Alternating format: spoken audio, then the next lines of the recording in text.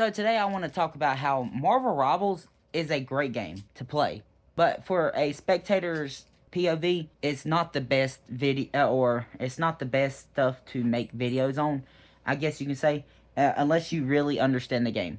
And the reason I'm saying this is because I do play the game, I love playing the game, but at the same time, I don't really care to watch people play it. There's content creators that I love watching every day, but then there's those, depends on the game, it seems like. Depends if I really want to watch their content here lately. And I don't know if it's just because I'm getting older or what, but Marvel Rivals does not seem like it's the best, in my opinion, to make content out of.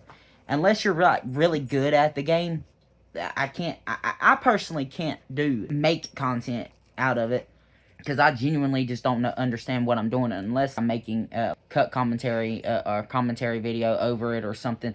And still, even then, it's more like, there just seems like there's so much going on in there. It's just so hectic half the time. It's the same as Overwatch for me. And then, but I can't really talk trash about Marvel Rivals because there's people that will say the same thing about other types of video games.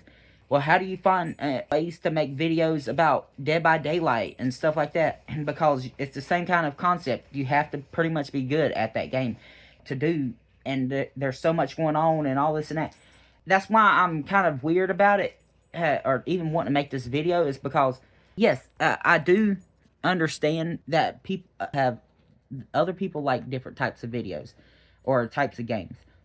Me personally, I love playing Dead by Daylight. I love playing Friday the 13th when it was out. I love playing all these horror type games personally. That's just my favorite genre of games. I like zombies to Call of Duty. I like to be scared out of my fucking mind, honestly, when I play a video game.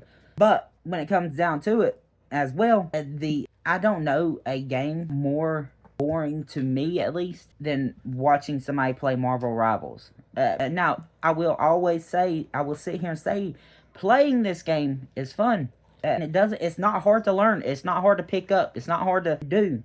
Yes, you could get better at it. Yes, you can suck at it. But playing this game, it's the same as Dead by Daylight, same as any other game that you can pick up. You can be good at it, you can suck at it. And no matter what, you're something at this game. But for me, I don't know. Marvel Rivals is not the best spectating game to, like, I don't want to spectate that game, personally. I would rather spectate somebody playing Dead by Daylight all day. That's just me.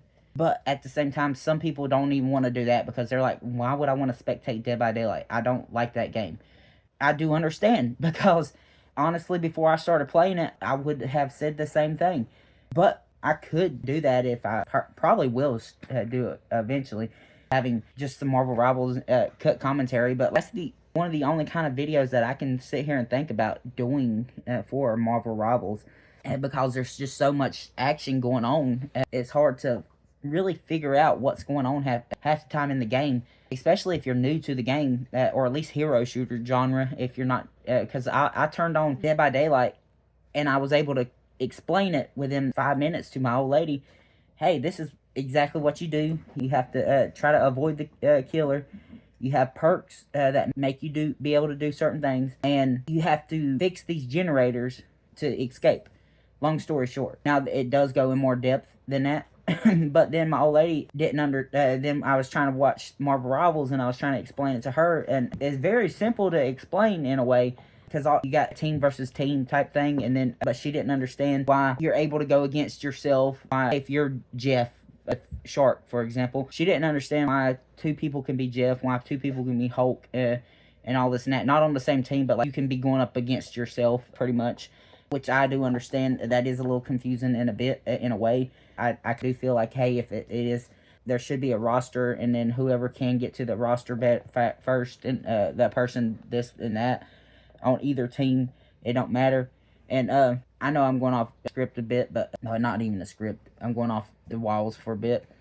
It's just, in general, and then each person has their own powers. Then you have to wait before you can use your powers, and this and that. I tried to explain it to the best of my capability of that to her, but it's the same way pretty much, because it was a little bit more confusing. And then she was like, how do you know what is what? Because different types of game modes and this and that too. Just depends on your preference, I guess you can say, what you like. Just for me personally, it's not the best spectating game.